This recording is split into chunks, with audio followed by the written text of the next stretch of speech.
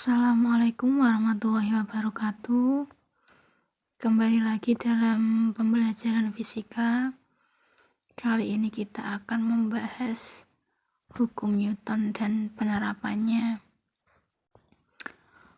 Hal yang kita bahas lebih detail kali ini yaitu tentang jenis-jenis gaya. Semua benda di dunia ini pasti punya satu gaya ini. Yang kita nggak asing lagi yaitu yang pertama adalah gaya berat. Merupakan gaya gravitasi bumi yang bekerja pada suatu benda. Jadi di sini fokusnya adalah berhubungan dengan gravitasi bumi, maka otomatis arahnya selalu ke bawah karena kita berada di atas bumi. Kemudian sekali lagi bahwa berat bukanlah massa. Berat bukanlah massa. Jadi ketika kita membicarakan tentang berat, maka kita akan membicarakan tentang gaya yang satuannya Newton. Satuan gaya. Tetapi ketika kita membicarakan massa, maka kita berhubungan dengan satuan kilogram. Kemudian berat ini akan berubah bergantung di mana bendanya berada. Karena kita tahu walaupun secara umum gravitasi bumi 9,8, tetapi kembali lagi bahwa ketika kita berada di tempat tertentu, ada sedikit pengurangan ataupun mendekati 9,8. Jadi tergantung di mana benda berada.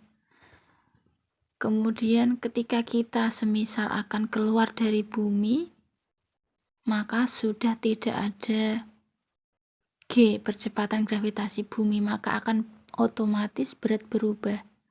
Tetapi massa akan selalu tetap dimanapun berada, karena kembali lagi bahwa massa satuannya kilogram.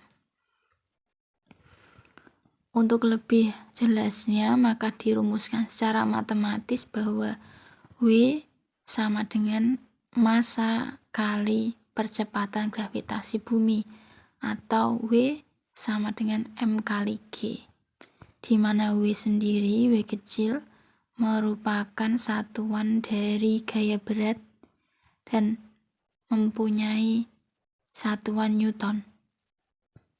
Massa satuannya kilogram, kemudian percepatan gravitasi jelas bahwa satuannya meter per sekon pangkat 2.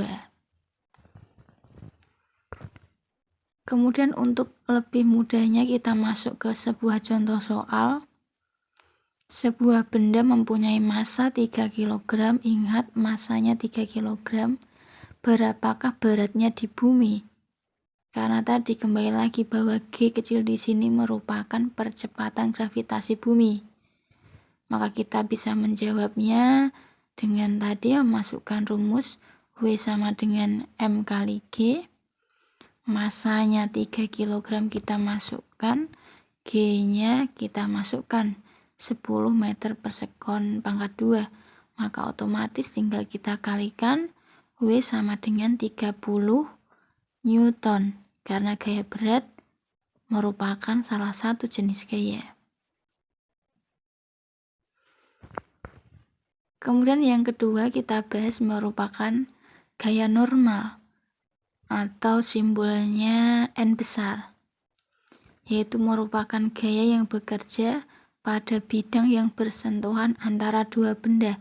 Ingat, normal hanya ada ketika benda tersebut bersentuhan dan arahnya selalu tegak lurus. Jadi ketika bendanya diletakkan dalam bidang yang datar seperti ini, maka otomatis karena arahnya selalu tegak lurus, maka N selalu ke atas. Beda cerita ketika bendanya kita letakkan dalam bidang miring. secara otomatis karena tegak lurus mengikuti benda tersebut. Berbeda dengan gaya berat. Gaya berat mau diletakkan di bidang miring, mau diletakkan dimanapun dia berada, arahnya selalu lurus ke bawah. Jadi sekali lagi bedanya gaya berat dan gaya normal. Gaya berat selalu lurus ke bawah, tetapi gaya normal menyesuaikan bendanya.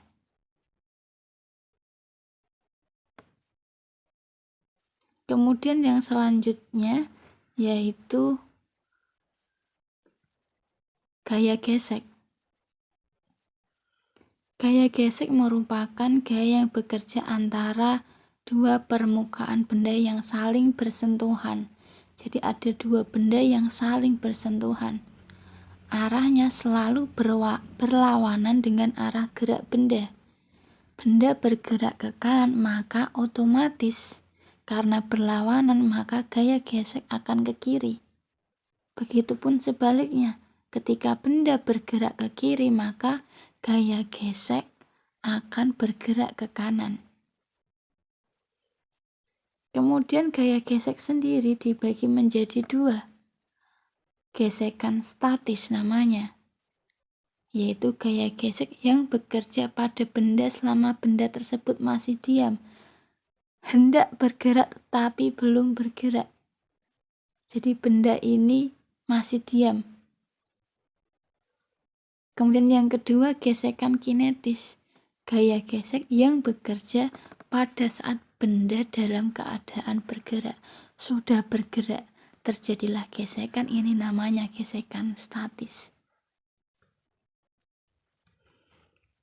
Kemudian untuk matematisnya sendiri, untuk gesekan statis, jadi gaya gesek disimbolkan dengan F kecil, statis disimbolkan dengan S, maka akan dirumuskan Fs sama dengan mu S dikali normal. Di mu S di sini merupakan koefisien gesekan statis. Kemudian untuk gesekan kinetis sendiri, F merupakan simbol dari gaya gesek, K untuk kinetis. Maka rumusnya Fk sama dengan mu K dikalikan dengan normalnya atau gaya normalnya. Jadi saya kira itu 3 gaya yang erat kaitannya dengan hukum Newton dan penerapannya, dan akan lebih banyak diterapkan pada berbagai macam soal yang berkaitan dengan hukum Newton. Mungkin kita akan bahas untuk part selanjutnya tentang berbagai contoh soal yang berkaitan dengan hukum Newton. Saya kira ini cukup mudah, selamat dipahami, semoga bermanfaat. Saya tutup. Assalamualaikum warahmatullahi wabarakatuh.